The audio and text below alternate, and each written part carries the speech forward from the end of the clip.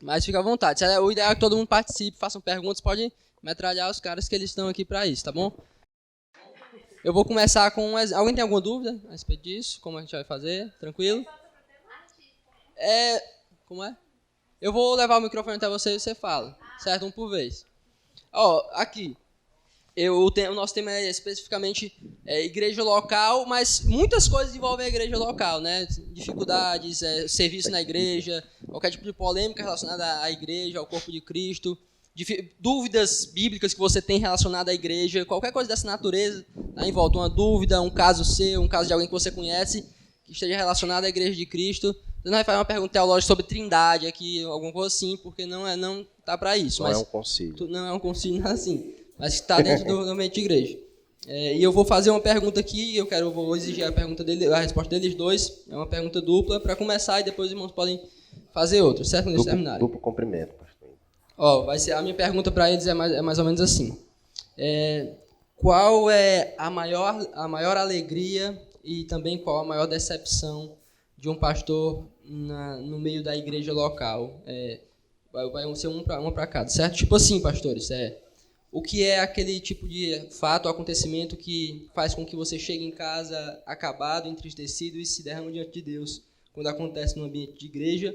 E o que é aquilo que faz você se alegrar e louvar a Deus todas as vezes que você vê no meio da sua igreja? E cada um pode escolher aqui e achar melhor para responder, certo?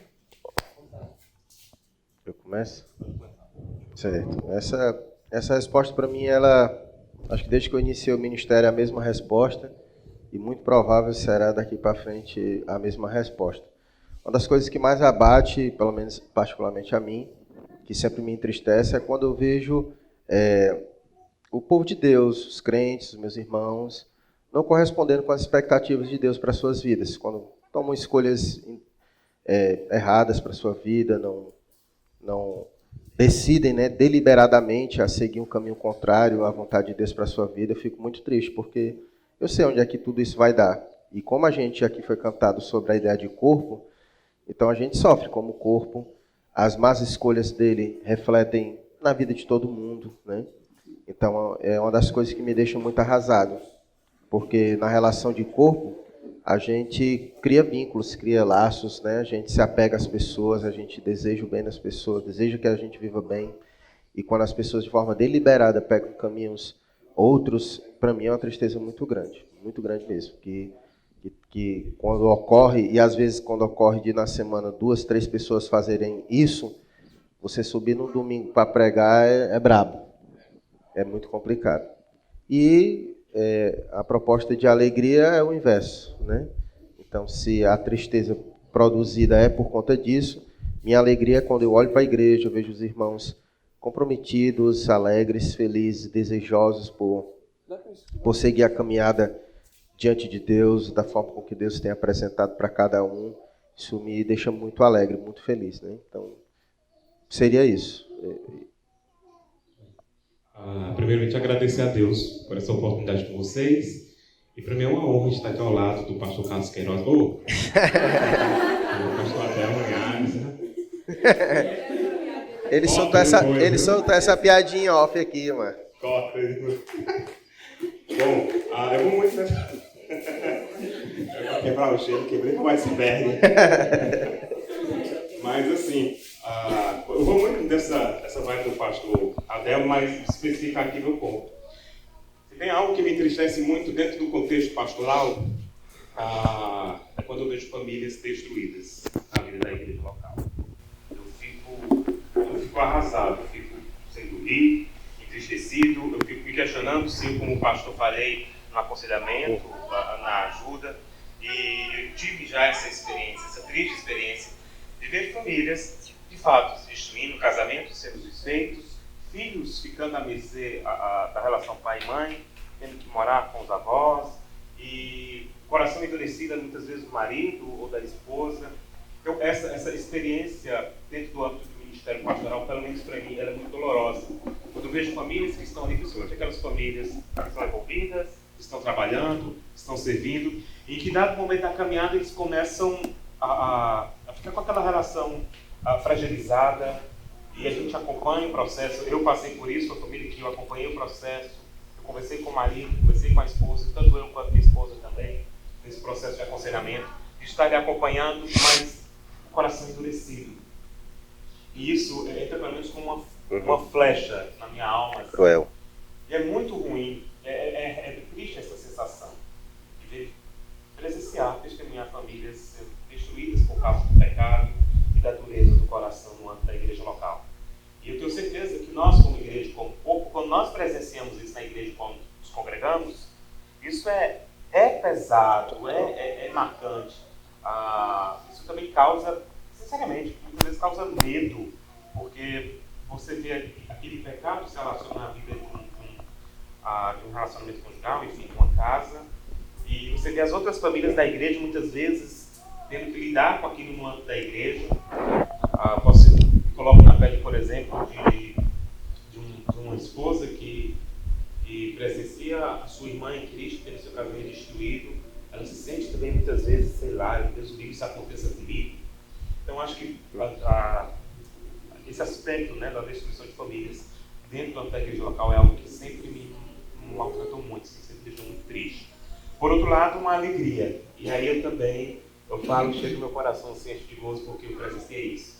Irmãos que praticamente chegaram na vida da igreja, jovens, assim como a maioria de vocês, e que conseguiram construir bons relacionamentos, construíram bons casamentos, estão bem casados, são fiéis a Deus, muitas vezes até mais firmes agora na vida da igreja do que quando eram solteiros. Para você ver como o casamento, ele permite dizer para muitos que estão aqui são solteiros, como um casamento de fato é algo abençoador. E eu fico muito feliz quando eu vejo jovens que começaram a sua caminhada, construíram um matrimônio, agora têm seus filhos, estão ensinando o Evangelho, têm o prazer de vir para a igreja. Isso é muito marcante. Então, isso me alegra muito e eu sonho muito que isso seja frequente no meu ministério. De ver irmãos que cresceram, amadureceram, muitas vezes chegaram de outras igrejas meio atordoados doutrinariamente, mas que depois colocaram os pés no chão, construíram suas famílias, que hoje são verdadeiros instrumentos de Deus na obra. Pessoas que servem realmente em adoração, em dízimos e ofertas, no serviço missionário, famílias que de fato amadureceram e que de alguma forma contribuem para a glória de Deus. Então, é uma alegria e uma tristeza sempre dentro desse âmbito familiar. Sim. Já está lista para fazer a próxima? Eu queria perguntar assim, para os dois, né? Porque, como a gente estava falando na hora do louvor, a Igreja do Senhor é o corpo de Cristo, né? E como é esse relacionamento de pastor com a igreja, não tanto no sentido de liderança, mas assim, de aconselhamento, porque às vezes a gente sente assim que, eu pelo menos penso muito, né? Oh, meu Deus, deve ser muito difícil. Deve ser muito difícil, porque um pastor ele não pode chegar assim para todos os irmãos, compartilhar suas lutas, né? Quero saber como é que vocês se sentem em relação a isso com as igrejas assim, que vocês convivem, né? Desse relacionamento de pastor com o corpo, de compartilhar, de conversar, pedir aconselhamento. Como é isso para vocês? Na verdade, para nós também é um privilégio poder caminhar com outros irmãos. Igreja local também é nossa família, né? E a gente cria um vínculo de relação muito forte com os irmãos. Convívio semana após semana, isso vai estreitando os nossos laços cada vez mais, e a gente vai vivendo a vida um do outro, de forma muito intensa. Por isso que quando acontece alguma coisa na vida de um outro irmão, parece que aconteceu foi com a gente, né? Porque a gente fica abalado emocionalmente, porque é uma relação muito forte mesmo, né? Quanto mais passa o tempo, maior também aumenta a relação, o afeto, né? Por exemplo, você está aqui com a gente já faz o quê? 2 anos? Fez um agora em janeiro, né? Antes de você chegar, a gente tinha um certo apreço com você. Mas depois que você chegou, e nessa caminhada, nesse ano que você está conosco, né? Triplicou ou muito mais o nosso afeto para com você, a relação, né? Então, isso faz com que o nosso envolvimento seja ainda maior. Então, tanto é prazeroso para nós poder compartilhar suas lutas, né? Suas alegrias junto conosco, e isso mexe muito conosco. E, ao mesmo tempo, também nos faz nos sentir à vontade também para compartilhar nas nossas vidas, da nossa vida, nossas lutas, né? Às vezes há uma imagem muito ainda episcopal da figura do pastor, né? De que o pastor fica lá, o rebanho fica aqui, e são vidas que não se cruzam, né? E isso é muito ruim para o pastor, porque às vezes ele sofre suas lutas sozinhos, ele trava suas batalhas sozinhos, as pessoas não se envolvem na sua vida, isso é muito ruim. Ele se envolve na vida das pessoas, sofre a luta de todo mundo, e as pessoas não se envolvem na vida dele, né? Então, às vezes, ele encontra o caminho da solidão. Muitos pastores, inclusive, aí, nesse período, depressão, ansiedade, suicídio pastoral, uma quantidade de série de fatores que muitas vezes acontece quando uma má relação pastoral com a sua igreja, ela pode proporcionar, né? Não estou dizendo que o motivo e a causa de suicídio pastoral seja uma má relação com a igreja local, mas, sem dúvidas, uma má relação do pastor com a sua igreja local pode ser um fator que leve a isso, que contribua, pelo menos, né? Que contribua de forma significativa para isso, né? Graças a Deus, aqui a gente tenta... Eu acho que cada ministério, cada pastor lida de uma forma diferente com seu rebanho. Conheço pastores que não gostam de se envolver muito, conheço pastores que não permitem as ovelhas se envolverem também muito na sua vida, ainda tem aquela certa distância. A maioria dos meninos aqui que vieram daqui, que são de movimentos pentecostais, não tinha esse acesso que tem, por exemplo, comigo, né? De sentar, conversar comigo, de ligar para mim, de ir na minha casa, de estar perto de nós, né? A maioria aqui nunca tiveram isso, né? Tanto é que quando chegaram aqui, a primeiro tempo se espantaram um pouco com essa proximidade que a gente tem, né? Que às vezes acaba até confundindo, né? E levando a brincadeira demais. E faz parte, né? E às vezes a gente precisa dizer, calma, olha lá, lembre-se que eu sou seu pastor. Mas eu não acho ruim, não. Eu acho legal. Eu só acho que precisa... Eu acho que é igual uma relação de pai para filho. Eu posso ter uma boa relação com a minha filha, mas ela nunca pode esquecer que eu sou o pai dela, né? Não no sentido que eu sou melhor do que ela, né? Mas que existem hierarquias e precisam ser respeitadas, né? E deve ser dessa forma. Eu acho que se caminhar assim, tudo vai bem, certo? Algumas coisas, muita coisa da nossa vida a gente compartilha com irmãos aqui da igreja, com aqueles que a gente se sente mais à vontade. Não acho, toda igreja tem sempre aquelas pessoas que você tem mais afinidade, né? E não acho que isso seja panelinha. Acho que não, acho só questão de afinidade. Aquelas pessoas que você se sente mais à vontade de chegar, sentar para conversar algumas coisas, não quer dizer que ela é melhor do que outra, nada a ver, né? É difícil ser amigo de torcedor do Ceará. É verdade. E a gente consegue encontrar algumas pessoas. Geralmente os pastores, eles procuram... Obrigado, viu, meu irmão? Quer glória ele, pastor. É verdade. Esse é um ministério importante. Então, a gente se sente à vontade para conversar com algumas pessoas. É claro que eu acredito que tem algumas coisas do ministério pastoral que a gente não compartilha com irmãos. A gente procura outros pastores para conversar, para trocar ideia. Por exemplo, coisas que eu converso com o pastor Tiago Santos, eu não converso com vocês, porque são coisas do próprio ministério que outra pessoa que vive o ministério irá compreender melhor, terá condições melhores de me orientar, de me aconselhar, né? Então, nesse aspecto. Mas as demais coisas a gente compartilha e divide as experiências com os irmãos, e eu particularmente acho essa relação sensacional, projeto de Deus. Essa é a minha posição. Vou seguir realmente a mesma ideia aqui. O pastor tocou no ponto, e eu particularmente conheço bem os irmãos que vêm de outros segmentos, de outras igrejas. Não sei de meu histórico aqui, mas acredito que a maioria, né? A maioria aqui. Igrejas de linhagem. Eu acho que a maioria aqui são ex-pentecostais. Pentecostal. Então, assim... Viu? E falou em pentecostal, o trovão deu... Pronto. Aos vasos que estão presentes, vocês não podem dar lugar aqui. Lá não dá lugar, né? Mas vamos lá. No meu pentecostal, lógico que nem todos, né? Conheço pastores pentecostais que têm uma relação de amizade muito grande com eles, mas a maioria, essa visão sacramentalista de tratar o pastor como uma pessoa como fosse assim, superior ao extremo, né? O Papa. Eu lembro bem que é tipo um Papa evangélico. Eu me lembro que lá em Tapajé, onde eu passei, uma vez um irmão que veio da Assembleia de Deus, pelo menos na realidade lá, uma situação complicada. Ele mal tinha acesso ao pastor da igreja, e era algo assim, realmente, por exemplo, ele dizia que tinha jantar na igreja.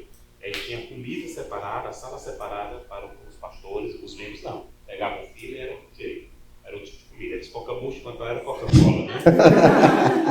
E aí, eu me lembro que quando ele chegou lá em casa uma vez, a primeira vez ele chegou lá em casa, ele ficou muito nervoso, meio trêmulo, nervoso assim.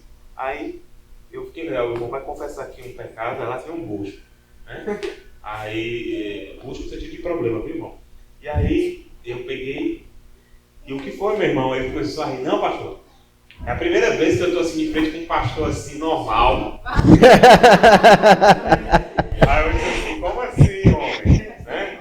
Sei lá, um pastor de chinela. Pergunta assim, conversando comigo no sofá. Comendo pastel. Né? Não, a gente foi comer pastel, muito bom. E aí, rapaz, eu fico tão nervoso, porque eu nunca sentei assim de frente com um pastor para conversar. Lá na minha igreja, eu estou lá há muito tempo, mas eu nunca tive a oportunidade de conversar assim com um pastor. Assim, para mim, isso soa estranho. Né? Professor, eu vi no contexto que pastores são pessoas comuns, pessoas do convívio do povo.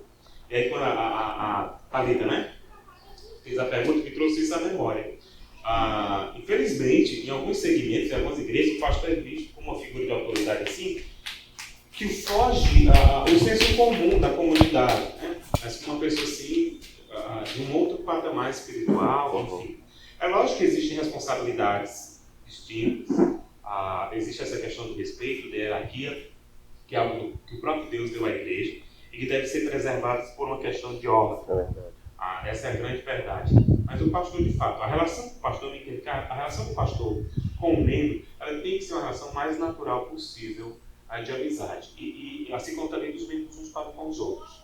Eu gosto muito aqui desse texto de Paulo, quando ele escreve para os irmãos em Tessalônica, e Paulo escreve para os irmãos advertindo sobre os perigos de alguns falsos pastores que estão ali.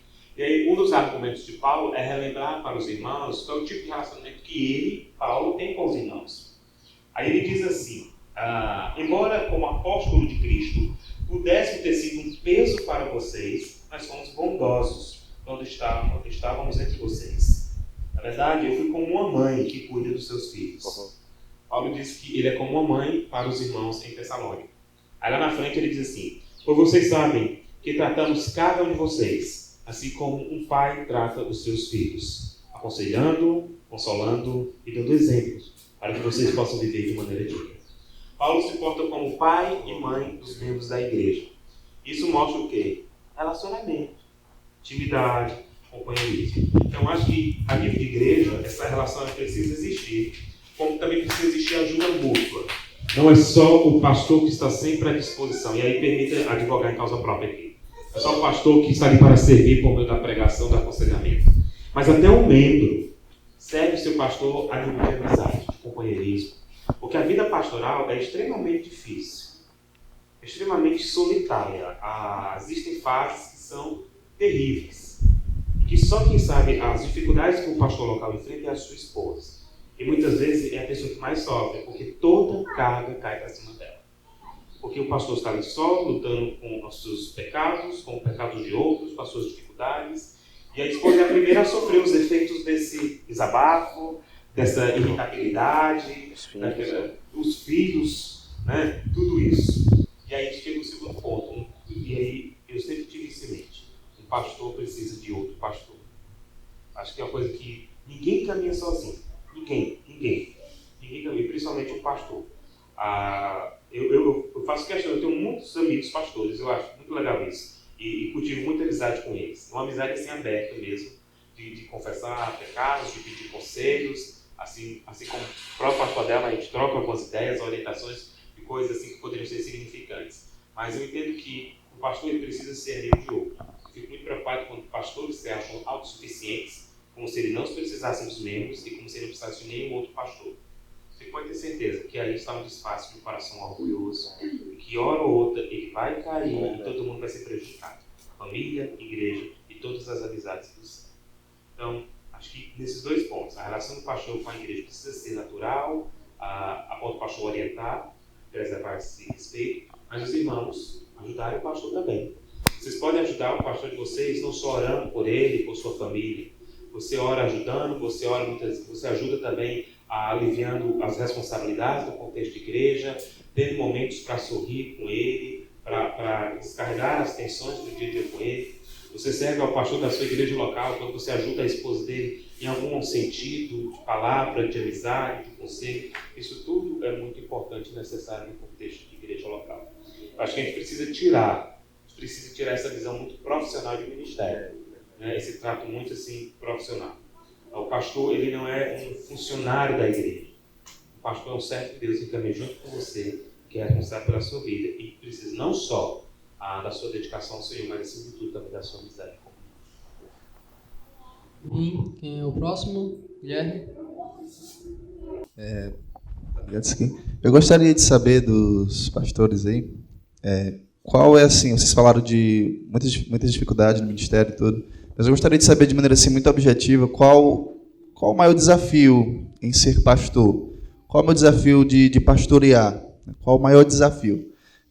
Os desafios do ministério são vários, mas assim, eu não sei se é o mesmo para os dois. Mas eu gostaria de saber, assim, a pergunta bem direcionada, qual é o maior desafio de ser um pastor, de ser o líder? Qual é o maior desafio do ministério pastoral?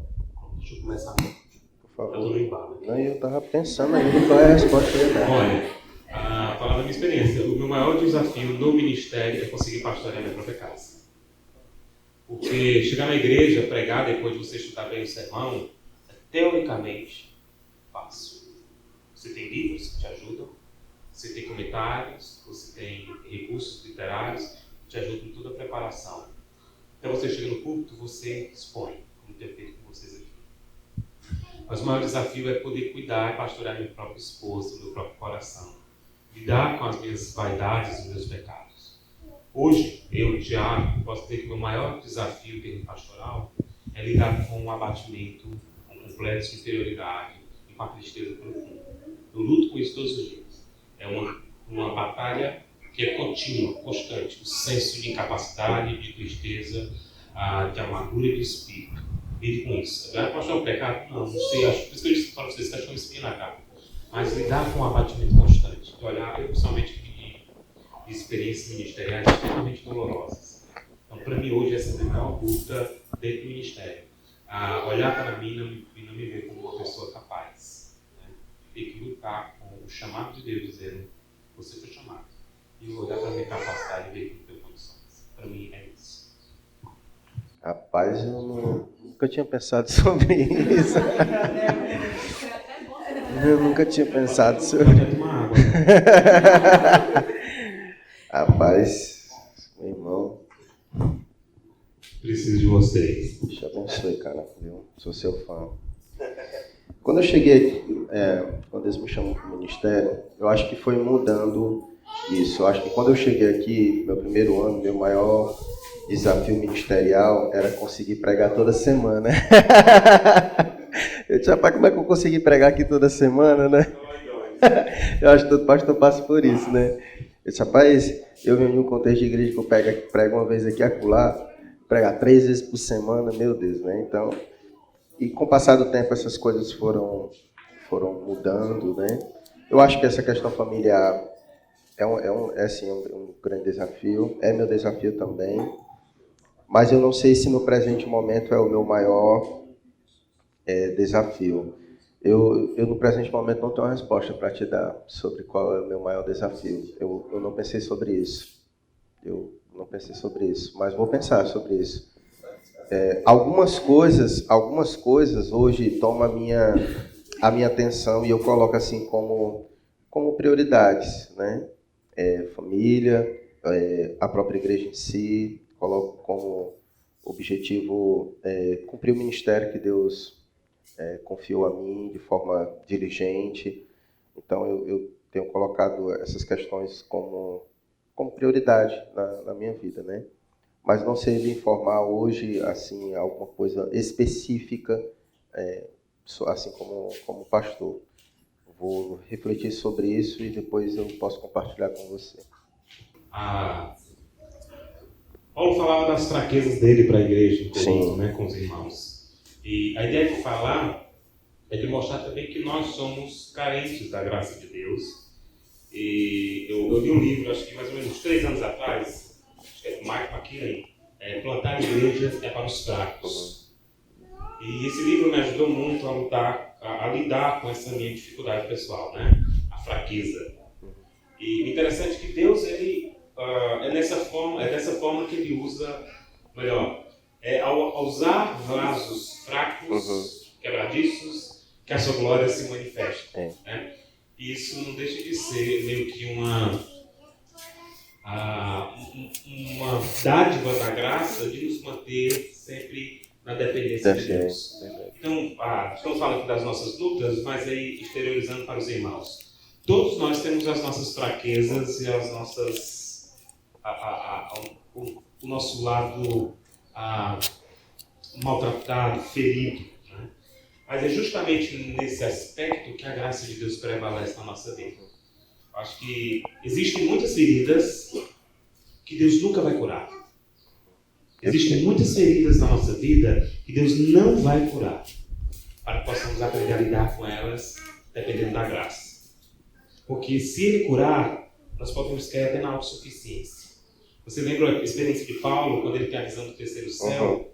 Ele diz, Senhor, eu tenho muitas coisas para se gloriar, mas quando ele começa, parece que a viajar na revelação que ele teve, aí ele diz assim, mas eu tenho espírito. E ele se gloria na fraqueza, né? E acaba comigo. Nós não sabemos o que é, mas é o suficiente para deixar Paulo ciente de que ele também é fraco, apesar das grandes revelações. Então, nós estamos aqui falando das nossas fraquezas. Eu falei aqui da minha, o pastor vai identificar a dele, provavelmente também. Mas assim, todos nós temos essas feridas. Então, se você tiver aqui alguma coisa na sua vida que ainda lhe maltrate, sabe que Deus pode tratar isso. Mas sabe que algumas delas Ele não vai fazer nada. Para que você aprenda que o seu lugar é na enfermaria, onde Ele cuida das suas feridas com a instrumentalidade da graça divina. E isso é prova de que Ele nos ama. Porque Ele quer assim, nós, totalmente dependentes dEle. Fracos, para que a sua graça e a sua fortaleza se manifestem. É nesse sentido que nós podemos dizer, quando eu estou fraco, eu sou forte. Não porque eu tenho força, mas que a força de Cristo é colocada em mim. Tá bom? A minha pergunta é mais em relação a desenvolvimento de serviço na igreja. Como que os pastores eles observam seus membros da sua igreja e como que ele trabalha nesse desenvolvimento de cada um, para cada área que ele vê que ele pode servir. E sabemos que não podemos servir a Deus apenas na igreja, mas alguns têm essa prioridade de servir a sua igreja local. Como que os pastores desenvolvem esses métodos para aprimorar o trabalho de cada servo na igreja local? Eu acredito que o pastor, na figura de líder, ele é aquele que Deus chama para observar o rebanho. Então, o papel do líder é identificar nos irmãos os seus dons e os seus talentos, né? E motivá-los nessa direção. Então, a maioria das pessoas elas têm dificuldade em saber como elas podem e devem servir no reino. O pastor fica pregando sobre servir na igreja e geralmente gera essa dúvida no coração dele. Como é que eu posso servir a minha igreja local? Então, o pastor ele muitas vezes entra como aquele que vai direcionar. Ele acaba visualizando na pessoa, através de oportunidades, abrindo, né, oportunidades, direcionando, para que a pessoa desenvolva naquilo. E é papel também do pastor dar condições para que ele possa desenvolver quanto àquilo, né? Por exemplo, se ele tem talento para música, então é papel do pastor direcioná-lo a um aperfeiçoamento nesta área, né? Direcioná-lo a isso, né? Para que ele melhore. Se ele é chamado para trabalhar com crianças, então o pastor vai dar a ele condições para que ele possa desenvolver, estimular, para que ele cresça.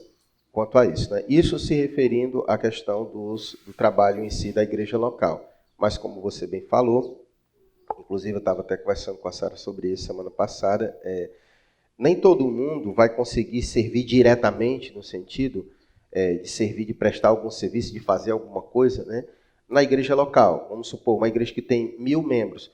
As 1.000 pessoas estarão servindo diretamente da igreja. Não tem nem serviço para fazer isso, né, dentro da igreja. Então, o pastor vai ter que ensinar os irmãos que servir também vai muito além da igreja local, certo? E vai direcioná-los quanto a isso, de maneira que cada um se sinta útil no reino de Deus, contribuindo com a expansão do reino de Deus, seja na igreja local, seja fora, seja no seu ambiente de trabalho, seja no seu ambiente familiar, em todos os lugares. Então, acredito que o papel do pastor nessa área é isso, é observar os irmãos, observar as necessidades do reino, desafiar os irmãos a participarem, a se envolverem, a se engajarem, seja diretamente ou indiretamente, capacitá-los para que eles possam servir dentro e fora do contexto da igreja local. Acho que é legal essa ideia, né? O pastor, ele é o líder espiritual e também é aquele que treina, né? Sim. É o professor, é o mestre da igreja. E bons pastores ajudam seus membros a desenvolver seus dons e talentos. Isso é fato, né? Fico muito preocupado quando pastores se acham dono da igreja e quando alguém começa a desenvolver na pregação, ele já se sente ameaçado. Provavelmente alguém inseguro em termos vocacionais e que agora está, de alguma forma, por causa das duras de coração, prejudicando a obra de Deus. Mas, como disse o pastor, um bom pastor ele vai treinar os seus membros, vai identificar. Agora, eu entendo que a maior contribuição, fora esse discipulado, essa mentoria que o pastor tratou aqui, vou tentar tratar de uma outra perspectiva, eu entendo que a maior contribuição que um pastor pode dar aos seus membros quanto ao treinamento, ao preparo, ao serviço, é por intermédio da pregação expositiva das Escrituras. E quando falo expositivo, não falo de um método, ok? Método expositivo, né? Distinto do temático, textual, não.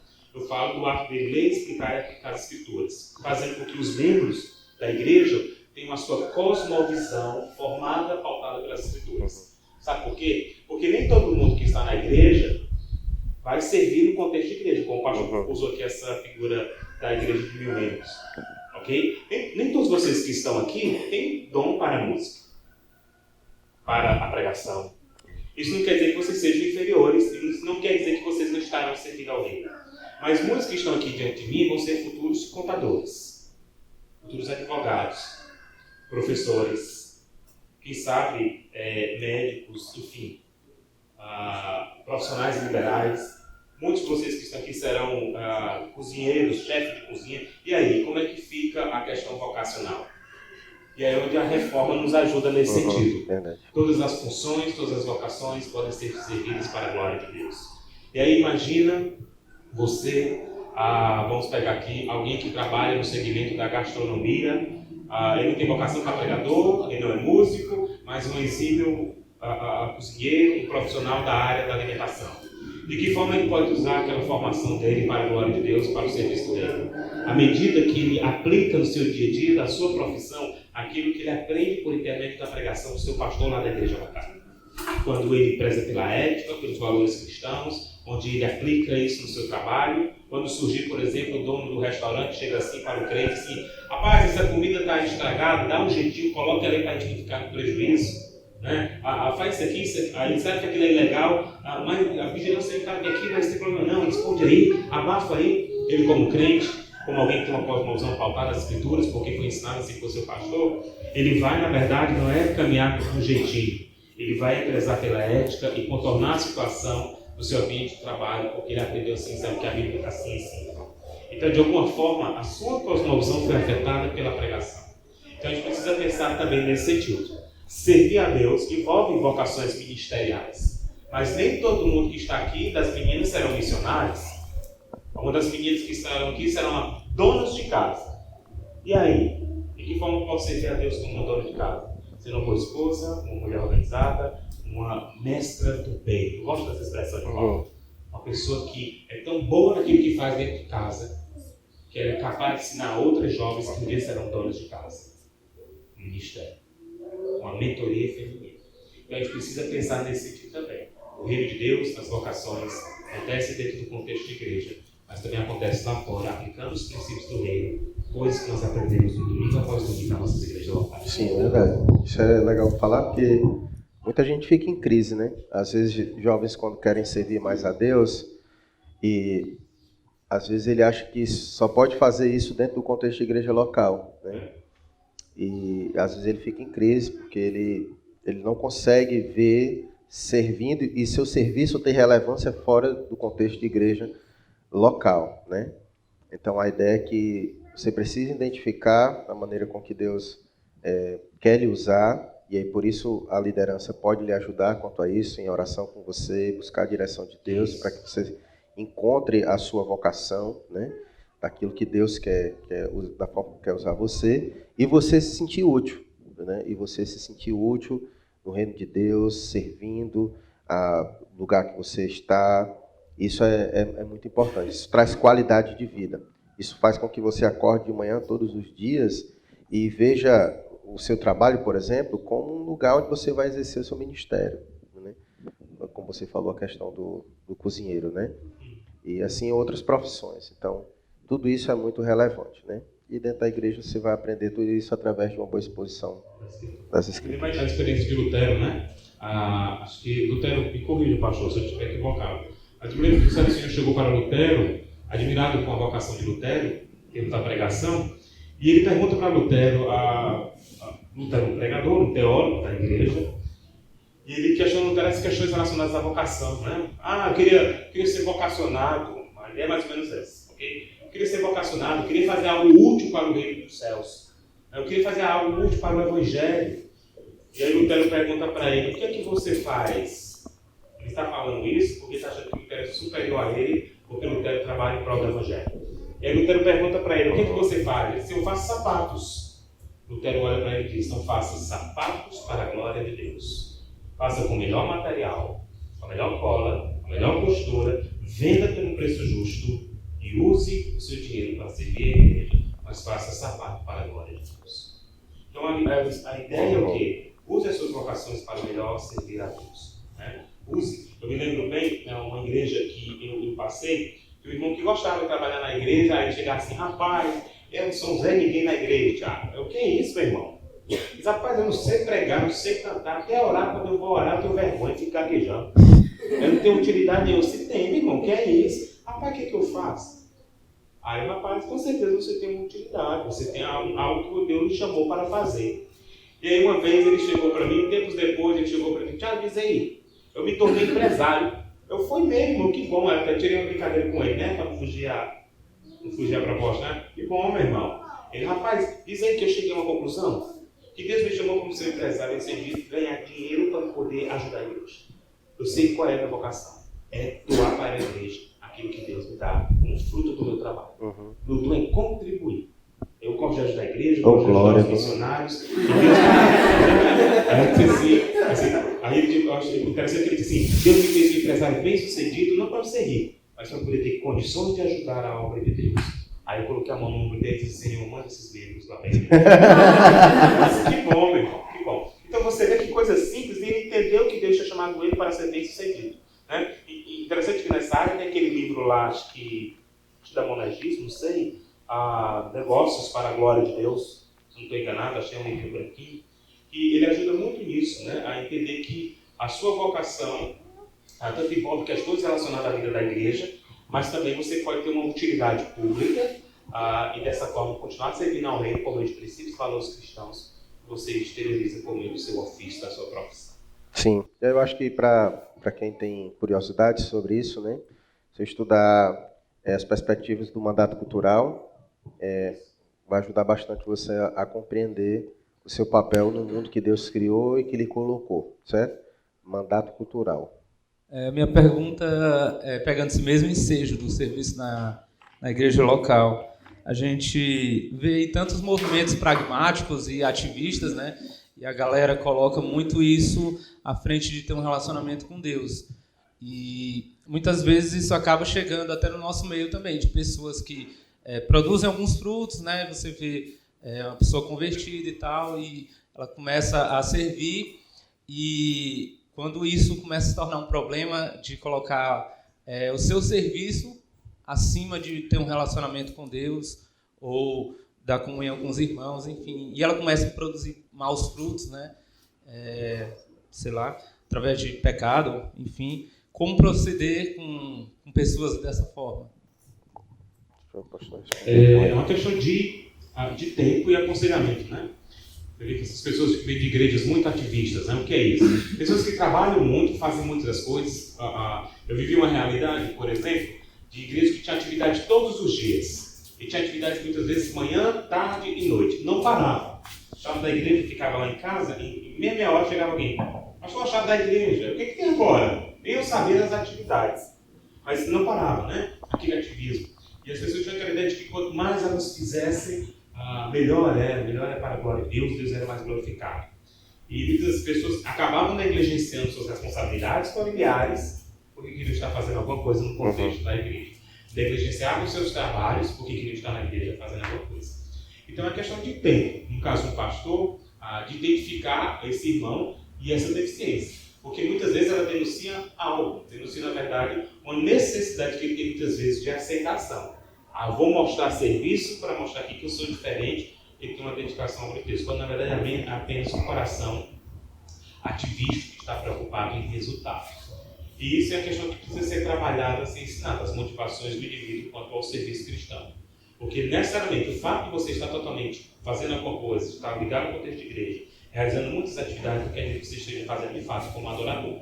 Você pode estar fazendo muitas vezes um trabalho na igreja com mero desencargo de consciência, mas não por amor e devoção. Então a questão o quê? A questão de discernimento, que tem analisar, identificar e chamar o indivíduo que tem essa prática a avaliar o coração dele. Se realmente ele está fazendo tudo aquilo para a glória de Deus ou porque ele está habituado a servir a Deus como se fosse uma verdadeira máquina espiritual. Tem que parar a meditação, reflexão. Então, eu acho que vai muito da maturidade do indivíduo. E aí cai naquele contexto que eu falei. O ensino, por meio das escrituras, de corrigir as nossas motivações. Porque o que adianta você fazer 10 serviços na igreja e fazer apenas por fazer? Do que fazer um e fazer de fato de acordo com a sua vocação, com a sua paixão e como realmente você faz como adoração. Porque aí você vai cair no mesmo sentido lá me lembro muito do episódio de Malaquias capítulo 1. Malaquias capítulo 1, Deus usa o profeta e diz para o povo assim: eu estou cansado do culto de vocês, pode parar com essas ofertas aí. Aí o povo diz: mas Senhor, nós estamos aqui oferecendo um sacrifício. E eu disse: não, mas já estou cansado, já cansei. Eu já fechei até as portas, eu não quero receber isso aí. Eu disse: mas Senhor, nós estamos aqui no templo, te prestando. Aí o Senhor: por que o Senhor diz isso? E por intermédio do profeta ele diz: porque eu sei do coração de vocês. Vocês estão fazendo isso aí porque por desencargo de consciência, para cumprir tabela. Mas não é de coração, não é verdadeira adoração, é apenas para mostrar serviço, para dizer, é um mero legalismo. Então o próprio Deus, por intermédio do profeta Malaquias, denuncia aquilo. E diz para o povo que de fato é um coração que é pecado. Eles estavam oferecendo um bom novilho, um animal lá, de acordo com as prescrições, mas o coração não tinha fé naquilo, não tinha amor a Deus. Era apenas assim, vamos cumprir com esse cargo de consciência, tem que ir, tem que fazer, então vamos fazer aqui. Então, vai muito de orientar esse indivíduo a lidar com isso. E aí sim, trabalhar as motivações dele, para que ele trabalhe, de fato, para Deus, glorificando como verdadeiro adorador, mas não como ativista religioso. A minha experiência aqui, de ter recebido muitos irmãos pentecostais, eu sei que o Ítalo fica chateado quando eu falo, né, sobre isso. Mas é porque essa é a minha realidade, né? Eu sou cercado aqui por igrejas pentecostais, a nossa igreja aqui é a única igreja reformada da cidade, né? Então a gente não é visto nem como crente aqui por muitas igrejas, né? Então a maioria do pessoal que chega aqui, chega com essa mentalidade que o Miquel apresentou, né? Um ativismo religioso extremado. Inclusive, eu acredito que na mentalidade hoje, elas veem o serviço a Deus como ato sacramental. Como o que é um serviço a Deus sacramental? É quando o camarada acha que aquilo que ele faz para Deus lhe santifica.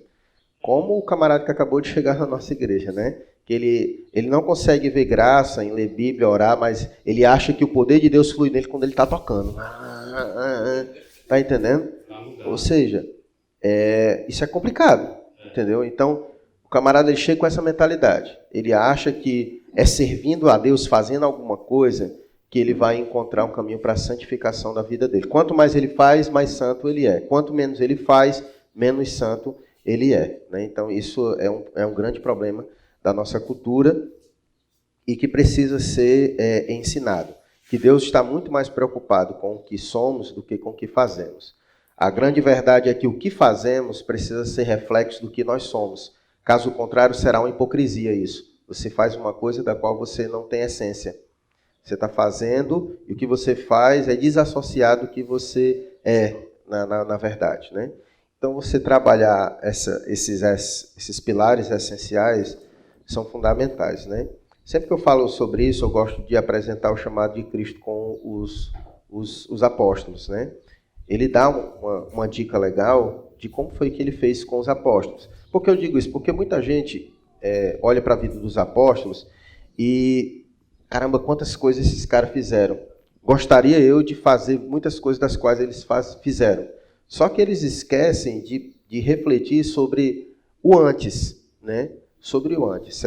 E lá em Marcos capítulo 3, no momento que Jesus chama eles, diz assim: depois subiu ao monte e chamou o que eles mesmos quis e vieram para junto dele.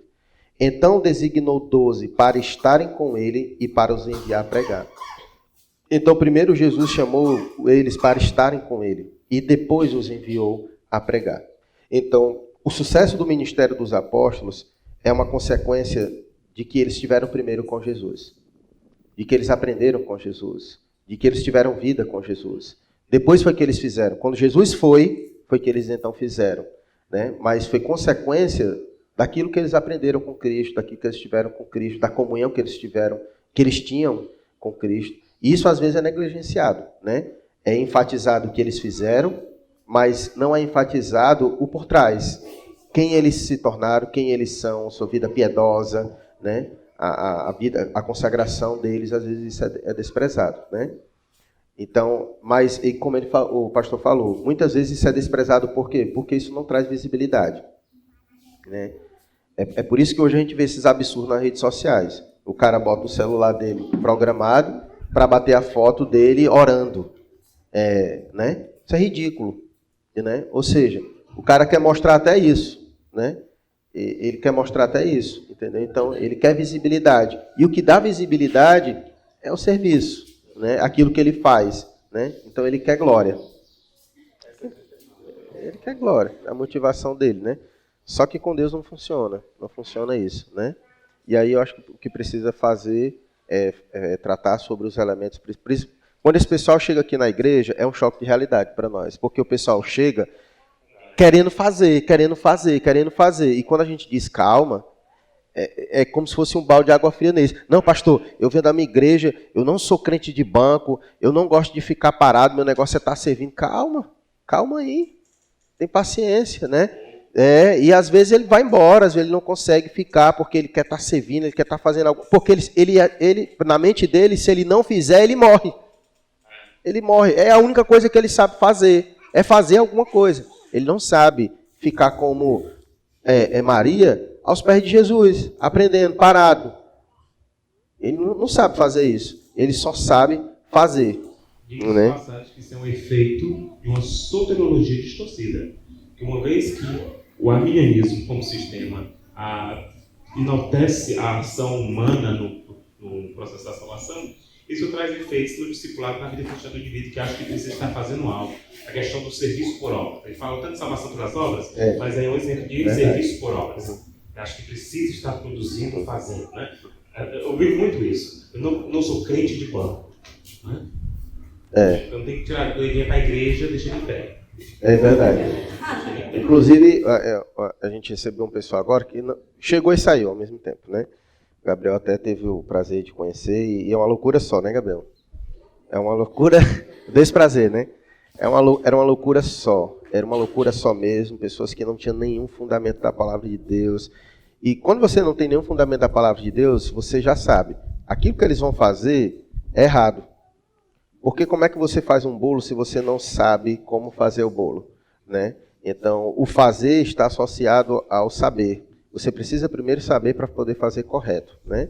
E como as pessoas não querem gastar tempo procurando saber, elas fazem e acham que Deus se agrada com qualquer coisa, né? E esse pessoal que chegou, a gente saiu com eles uma vez, e o tempo inteiro a conversa deles olha, a gente precisa fazer alguma coisa. Olha, tu tem que fazer, porque senão Deus vai cobrar de ti. E era o tempo todo nisso. E era o tempo todo nessa pressão. Eu disse, Sara, essa galera não vai ficar aqui, porque eles vão ficar no banco. Eles não vão ficar aqui, porque eles vão ficar no banco. Não tem como eles fazerem nada para Deus, porque a mentalidade deles aí está muito longe do que deve ser, não tem compreensão nenhuma das Escrituras, não leem Bíblia, não conhecem de nada e querem fazer. Aí, para piorar, eles eram líderes de pequenos grupos aqui. O Gabriel teve o prazer de ir para um encontro. Meu irmão, Tem lugar. rapaz, um negócio assim pesado, pesadíssimo. E aí, pronto, esse é o problema. É a galera que quer fazer, mas não tem nenhuma estrutura para fazer. Então, e numa cultura como a nossa, é difícil esse tipo de mensagem. E o pior é que muitas igrejas atraem pessoas pelo fazer. Vem aqui para a nossa igreja que eu vou te dar um cargo. O camarada chega na igreja, para prender ele na igreja, bota ele para fazer alguma coisa. E aí acontece isso. Aí quando chega aqui é o inverso. Ele vem para cá e não faz nada, a priori. Né, no sentido de fazer. Ele vai fazer, é aprender. Né? Só que eles chegam aqui, nunca tiveram essa experiência, nunca foram ensinados que é preciso saber primeiro para fazer, sobre a importância do saber. Aí é um choque cultural muito grande. Aí a maioria deles não consegue segurar as pontas aqui. Você sabe também que Deus é soberano, até nas nossas vocações. Se Ele nos chamou para algo, no momento certo Ele vai nos colocar no devido lugar, e vai abrir as portas e as coisas vão acontecer. Não precisa queimar a etapa. Nós somos a geração fast food, né? Pede uma pizza às 9h20, às 9h21 já tem que estar na porta. Às 9h22, vão chegar às 9h23, a gente já está no Facebook descativando na pizzaria. A gente está lá no Reclame Aqui, 9h25. Né? Então, assim, a geração quer tudo, tem que ser tudo muito rápido. Na igreja, as pessoas pensam assim. E tudo leva tempo. Eu me lembro que, eu não sou de origem batista, mas a minha formação pastoral ela durou 6 anos. Assim. Seminário, exame, aquilo outro. E eu me lembrei que o meu pastor dizia assim: tudo tem seu tempo, não coloca o carro na frente dos bois. Se Deus me chamou no tempo certo, Ele vai colocar lá. E eu me lembrei, com esse espírito ativista na época, assim, mas as almas. Aquele discurso piedoso, né? As almas não podem esperar. Elas estão indo para o inferno. É assim, mas Deus tem os seus momentos certos de seu ministério. Deus guardou os remanescentes. Aí não, mas você está usando as doutrinas da graça de forma distorcida. Na verdade, eu estava tão empolgado que queria queimar as etapas. E nós precisamos entender que Deus não queima etapas. Ele tem seu tempo, no momento certo Ele vai me colocar lá. Eu acho que o crente inteligente, enquanto ele não está lá no serviço diretamente, ele está aprendendo, ele está se preparando, ele está amadurecendo, ele está ouvindo outras pessoas, cristãos experientes. Eu acho que isso é muito necessário. E o camarada quando diz assim, não, mas Paulo se converteu, já foi logo pregando, eu disse, pronto, essa é a prova que o cara não sabe, ele está falando que ele não sabe. Paulo gastou quase 13 anos para poder sair, e ainda assim gastou muito tempo para fazer sua primeira viagem missionária, mais de 10 anos para fazer sua viagem missionária, aprendendo, e o camarada se converte hoje, ele já quer ser o pregador das nações. Fazer metade que Paulo fez. Desse jeito. Eu me lembro que o senhor, na época que eu trabalhava lá na livraria, eu contei até que alguns projetos que irmãos riram, né, das minhas crônicas de vendedor de livraria, mas ontem eu trabalhei... Eu conheci o pastor Tiago Santos na livraria, viu? Eu era cliente dele. Você não dá desconto, não. Graças ao pastor, esse cara... Pastor, a família, esse cara tem rico, só dá desconto. Vale minha meta. Aí eu me lembro que o senhor que ia lá na loja, aí comprava aqueles pacotes de folheto evangelista, que vocês evangelizavam, né? Quando vocês evangelizavam, né? Aí aquele pacotinho que vem 100, né? Aí eu lembro que todo dia esse senhor ia lá na loja. A loja abriu 8 horas, ela estava lá. Aí eu, bom dia, irmão, em paz do Senhor, em paz do Senhor. Ele ia comprar os folhetinhos. Aí ele pegava os folhetinhos, aí ia lá para a Praça José de Alencar. E aí ele entregava. Aí todo dia, de segunda a sexta, ele ia lá no Natal. E aí conversando com ele, irmão, eu gosto de evangelizar, né, irmão? Aí, não, é um voto que eu fiz com Deus. O voto, irmão, fiz um voto com Deus que eu ia evangelizar mais do que Pedro. Pedro deu 3 mil, se eu evangelizar todo dia, entregar um pacote de folheto e mais um, eu venço Pedro. Aí, mas rapaz, não acaba. Ele fazia a meta, 30 dias no mês, ele evangelizava domingo, na verdade, entregava um pacote por dia. Aí ele estava se entregasse 3 mil pessoas evangelizavam. Aí ele entregava mais um, vai fazer 3.100. Só que é 3 mil, fazer 3.100. Né? E aí era a motivação dele. Aí, uma vez eu conversando com ele, mas meu irmão, a sua motivação não está correta. Ele, irmão, eu quero chegar no céu, eu quero andar nem que for com a coluna torta. Aí eu não entendia. Ele disse, responde para mim, eu quero andar nem que for com a coluna torta. Aí eu dependendo do que você quer dizer quando você quer chegar no céu, nem que for com andar com coluna torta. Porque eu quero que a minha coroa de pedrinha dá uma seja tão grande que eu tenho evangelizado mais que Pedro. Meu Deus, cada coisa assim, né? Eu quero chegar lá no céu assim com a minha coroa cheia de pedrinha. Mas, meu irmão, cuidado, senão uma escoliose medonha.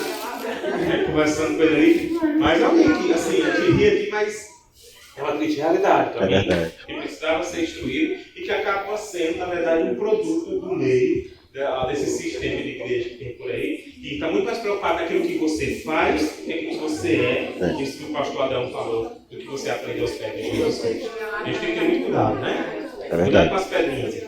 É verdade. É por isso que aqui, né, quem é daqui da igreja sabe como funciona.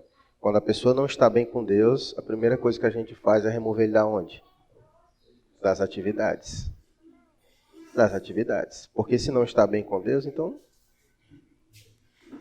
é retirado dos ministérios para poder focar naquilo que é mais importante. Né? Para que ele foque naquilo que é importante, para que ele restaure sua relação com Deus, para que posterior ele volte a fazer a Deus de forma apropriada. Né? De forma apropriada. Então, nisso a igreja está ensinando para essa pessoa que a gente se preocupa mais com o que ele é do que com o que ele faz. Essa é uma forma de ensinar para ele, a gente ensina isso aqui dessa forma. Né?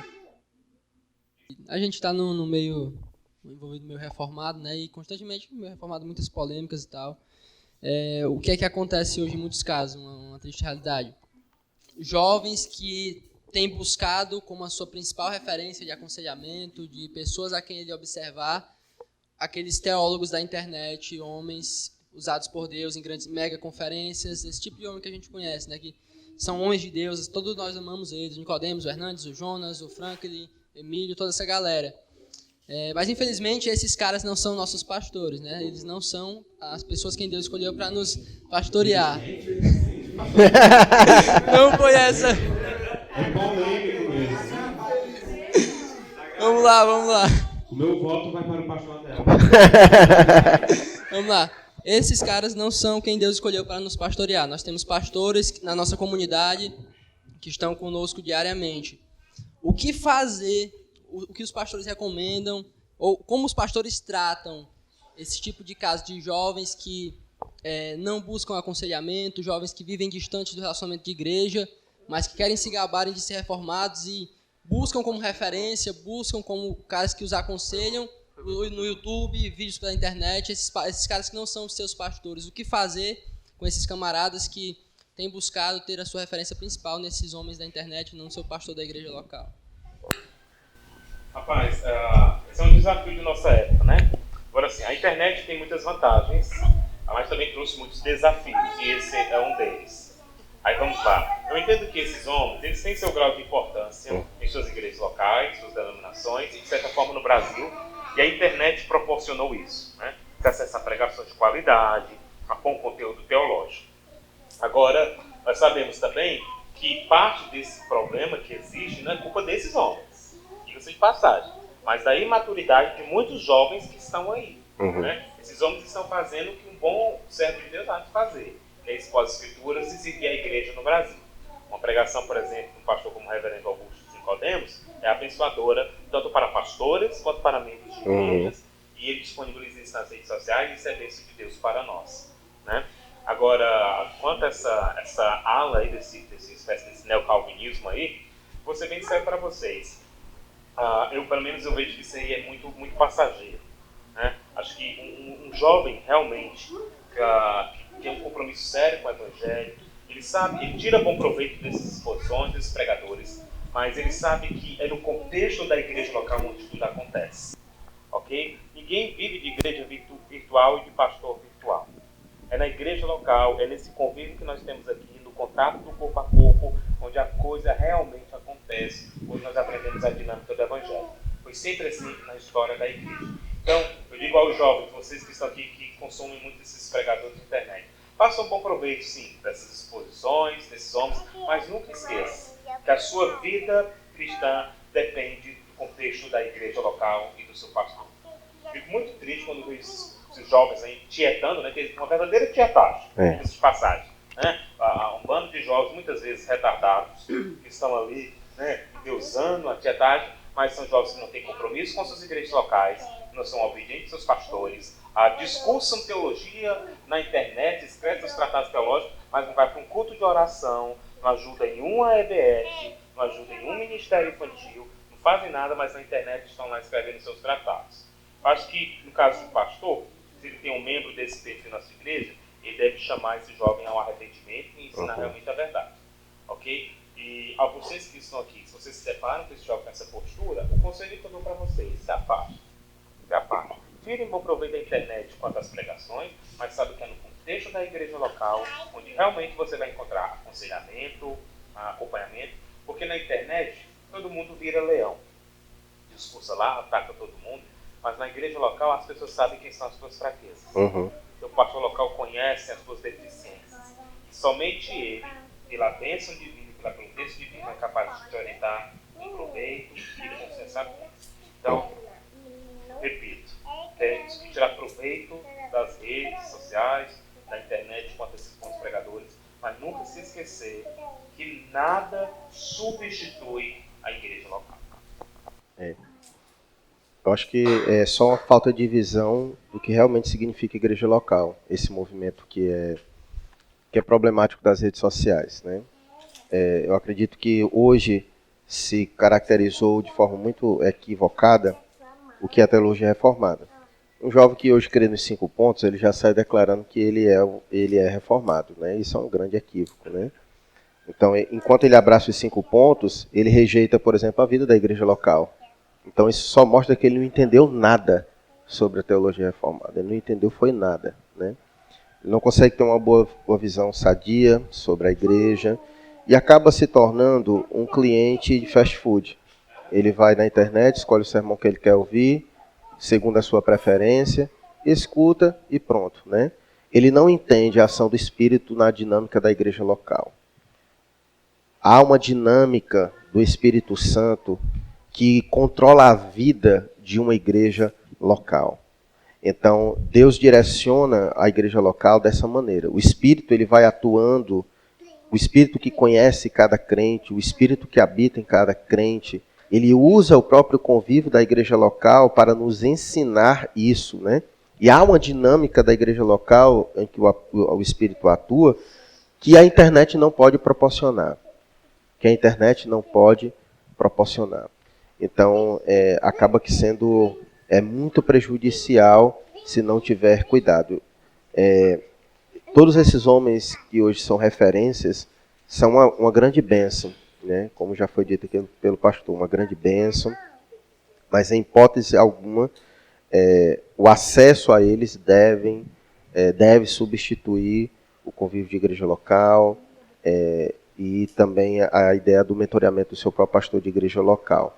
Há uma comparação muitas vezes desonesta. Conheci um pastor lá em Fortaleza que foi o primeiro, né? Mas eu acredito que talvez outros também passem por isso, né? Pelo menos foi o primeiro que externou isso para mim, né? Um certo desaponto dele com uma parte da igreja dele, né? Como é lá em Fortaleza, então tem muitas igrejas com pastores muito bons, né? Então ele compartilhou uma certa tristeza que quando a igreja local fazia eventos e coincidia com eventos de pastores que tinham um certo prestígio lá na cidade de Fortaleza, a metade da igreja não comparecia, né? Isso é muito triste. Isso é muito triste, né?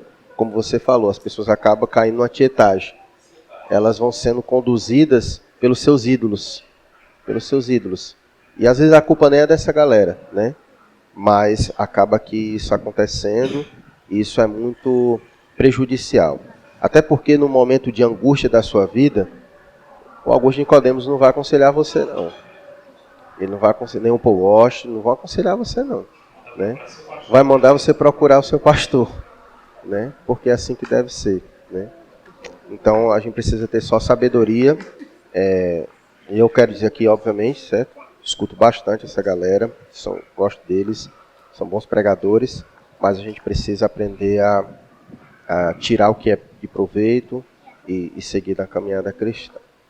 Diz passagem que essa galera que está nas redes sociais, atrás desses pregadores, por mais que o discurso seja que nós gostamos de boa teologia, bons pregadores, na verdade, eles são apenas um discurso. O real problema se chama idolatria e soberba. Idolatria de estar com a decisão, de achar que ouvir a partir da parte daquele objeto é suficiente para a caminhada dele. Inclusive, muitos nem vão mais à igreja porque ficam apenas consumindo sermões de internet. Esse é o primeiro problema da idolatria. Segundo, a soberba intelectual, porque muitos acreditam que os seus pastores locais não são pregadores suficientes para eles. Uhum. Então, por isso que eles fazem um esforço danado. Preste bem atenção. Existe muitos que fazem um esforço exorbitante para participar de conferências em outros estados, ou até mesmo em cidades vizinhas. Mas ele não faz esforço nenhum para participar das atividades da igreja dele. Ele passa o ano todo se preparando para ir para uma conferência lá no estado de São Paulo.